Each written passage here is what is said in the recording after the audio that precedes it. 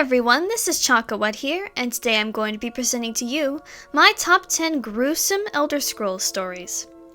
I searched through lots of pages to dig up stuff even I didn't know. While it may not be creepy, it sure as hell will be disturbing, angering, or just sad. Also, if you're triggered by torture, rape, or gore, I would highly recommend maybe skipping parts of this video. I don't go into it too much, but I just don't want anyone to be made uncomfortable. Up at number 10, Scamps and Pollen. In the cave of Pollen, a group of smugglers were experimenting with conjuring spells, trying to summon scamps and an ogrim. With them, they also had a recipe for Hanan's Wake, a lethal poison used in mass sacrifice. Unfortunately, their summoned creatures got out of control and killed all but one of the smugglers, a sorcerer named Inwold. For their amusement, the creatures stripped Inwold of his clothing and forced him to wear a skirt and a silly hat, then locked him away and began to cook his dead friends in a large cauldron. 9. Pelagius Septim III. Tamriel's version of the Emperor Caligula, Thoris Pelagius Septim III was born as a prince of the royal family in Wayrest. He was seen as a bright, promising young boy who would guide the royal family to a shining future. After the siege of Solitude that dethroned the Wolf Queen Patima, Sepphoris Septim placed his new nephew on the throne as the new king of the city. This was when many started to get a glimpse into Pelagius's odd behavior. He would lock diplomats in rooms with him until they gave him what they wanted, and even tore off his clothing during a speech at a local festival. Unfortunately, with Sepphoris dying childless and Magnus taking the throne, the spotlight was on Caligula as the heir to the throne of the empire.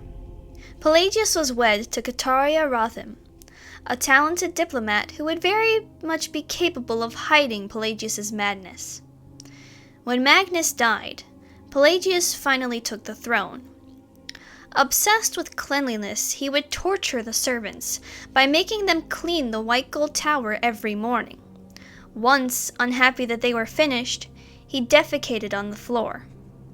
When an Argonian ambassador visited the palace, he insisted on communicating with her using grunts and squeaks, believing it to be her language. Pelagius also began to attack and bite visitors.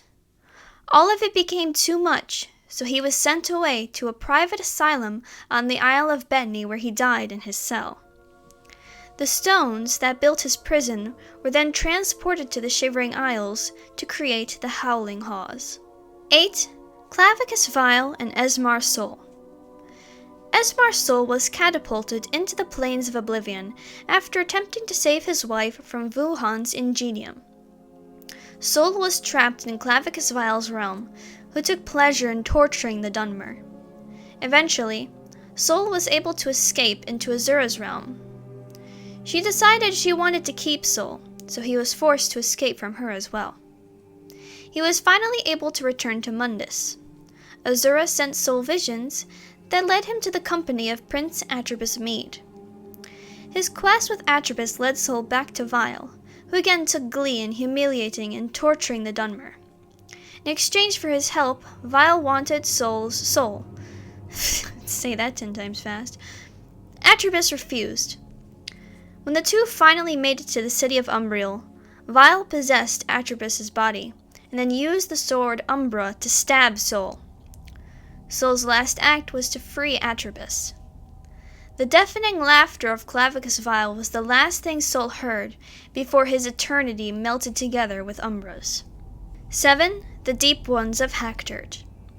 Inspired by H.P. Lovecraft's story The Shadow over Innsmouth, one of my favorites, by the way, Hackdirt was refounded in the Third Era as a mining town by Irlav Moslin.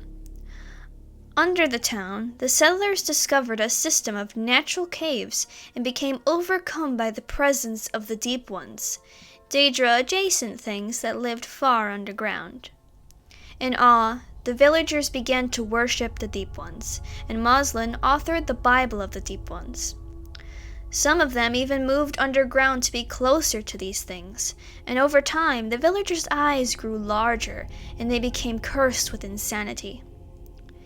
The Imperial Legion became aware of the cult once their activities got out of hand. In response, Hector was burned to the ground. The Deep Ones abandoned the villagers.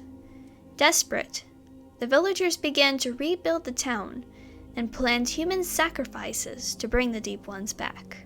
6. Corporis Disease. This disease was created by Dagoth and was considered on Vardenfell to be the most terrible effect caused by the blight. Those infected with Corporis would have their minds destroyed and their bodies grotesquely mutated into a ghoulish appearance. The different stages of Corporis would affect the body and mind in different ways, sometimes creating ash ghouls and ascended sleepers. Perhaps the most frightening thing about Corporis was the absence of a cure. Those infected, if not lost in the Ashlands, were taken and sent to the Corporisarium of Telfir to be treated and studied by Devathfir, who was able to provide a partial cure. 5. The Night Mother's Truth. This book by Gaston Bellefort documents the sacrifice of the Night Mother, the matron of the Dark Brotherhood. According to Bellefort, the Night Mother was a Dunmer woman living in what is now the city of Breville. She was a respected member of the Morag Tong, actually holding the rank of Night Mother within the organization, which gained her the favor of the Daedric Prince Mafala. Following potentate Versidue Shai's assassination in the Second Era, the Morag Tong's presence had been almost completely eliminated from Cyrodiil. In this moment of vulnerability, the Dreadfather Sithis made his displeasure to the Night Mother known. He whispered to her that the Void was hungry for souls, and that it was her destiny to fulfill his wish. Sithis visited Night Mother and begat her 5 children. After 2 years of raising them, she murdered all of them and sent their souls to be with their father in the Void. The townspeople, horrified by this act against nature itself, descended upon the Dunmer woman and killed her, burning down her house in the process. Years later, the Night Mother reached out from the Void and spoke to an unknown man, as Sithis had done for her. This man became the first listener. 4. The 16 Accords of Madness, Book 12. The 16 Accords of Madness are accounts of the interactions between Sheogorath and his fellow Daedric princes. Though all are strange tales, naturally since it's about the Mad God, Book 12 is no doubt the most gruesome. It recounts the tale of Emeg Grokaira, a bastard Orzamer who grew to be a noble warrior and traveler. He spent his days defending caravanners from attackers and liberating beastfolk from their captors. One day, Kyra's path crossed with the Mad Gods in disguise. Kyra dismissed the old man and continued his peaceful forest life. After a week, a fog surrounded Kyra's camp. Madness overtook him as he heard oncoming footsteps. He drew his sword and slashed at the air until finding beneath him the gruesome body of an Orzamer woman. Horrified at the thought of slaying her, Kyra ran away. The devious Mad God then summoned Malakath to the site of the murder. Enraged, Malakath appeared before Kyra and beheaded him. But, to his horror, Kyra's head was still alive. Looking at his face, Malakath recognized Kyra as his own son. Sheogorath took Kyra's head in a sack. Malakath only heard the confused cries and pleas of his son as the two disappeared into the Shivering Isles. 3. The Tale of Matthew Bellomont. When Matthew was a boy, his parents separated and he was taken by his mother to live with her. The two shared a very strong bond. Matthew's father grew resentful of this, and he prayed to the Night Mother. The Night Mother sent Lucien Lechance to murder Matthew's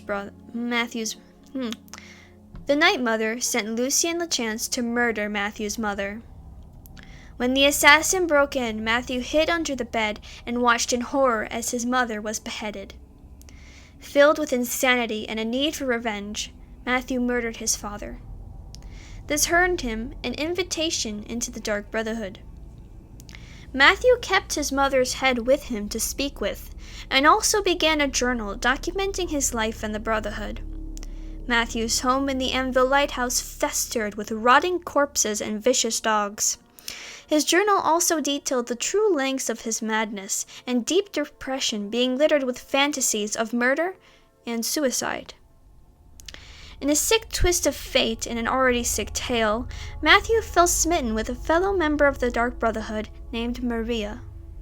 One night, he confessed to Maria his true intentions, but her loyalties to the Brotherhood got in the way, and Matthew killed her.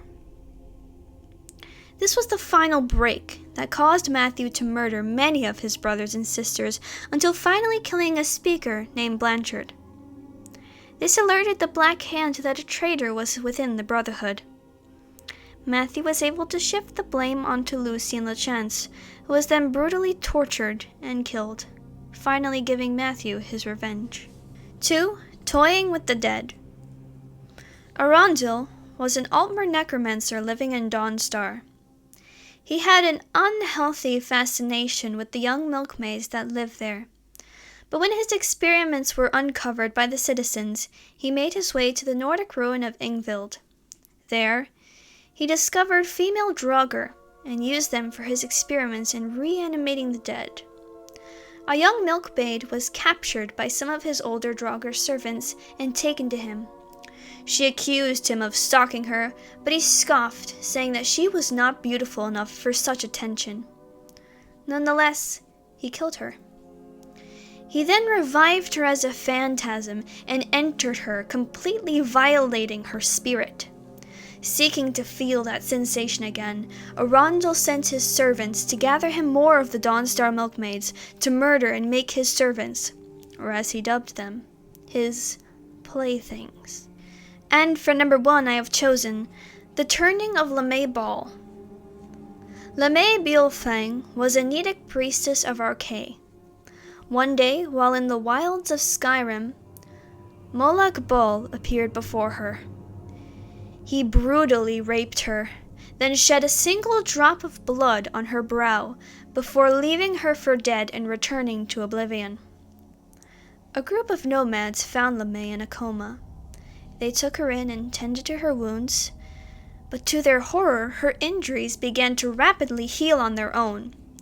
They built a fire to cremate LeMay, but as the pyre was lit, she rose from the dead as the first vampire. Crazed, LeMay violently massacred the women and children of the tribe, then raped all the men with the ferocity that Molag Bal had raped her. After it was done, surrounded by death and macabre violence, LeMay woke from her crazed state and was devastated at the horrors of the acts she had committed. She prayed to Arkay for guidance, but he ignored her. Filled with hatred for Molag Bal and Arkay, LeMay took to turning Arkay's followers into vampires like herself. I hope you've enjoyed my list and found it helpful. If this video gets a good amount of positive reception, I may do a part 2 to cover even more tales from the crypt, dug up from the vault of horror, containing weird fantasy and secrets from the haunted house. But no promises. Anyways, remember to like and subscribe. Bye! Do you believe in kissing honey? You bet I do. Well, I believe in kissing honey when the moon is new. So as many of you know, I am a citizen of the USA, and currently our country is suffering from a crisis at the border. Immigrants seeking asylum in the U.S. are being detained. Families are being separated and kept in detention centers in horrible conditions. All of it is scary and horrible, and a bit hard to come to terms with. So until things start getting better, I'm placing this message at the end of all of my videos to try to use what little influence I have to bring awareness and help. There are a number of things you can do to help. One of the simplest things is to donate to immigrant families together, who are fundraising money to pay the bonds of detained immigrants and also provide necessities to families such as hygiene products, food, and shelter. This organization is also looking for volunteers. You can also take direct action by calling your state's government's officials and try to make your voice heard, and also refuse to let your taxes go to fund these facilities. There are many groups online that are looking for help to make sure these people are treated like human beings and receiving the help they desperately need. Let's prove that there is still hope for humanity and help solve this crisis in the most humane way possible. Remember, showing kindness isn't political. It's just the right thing to do. Thank you.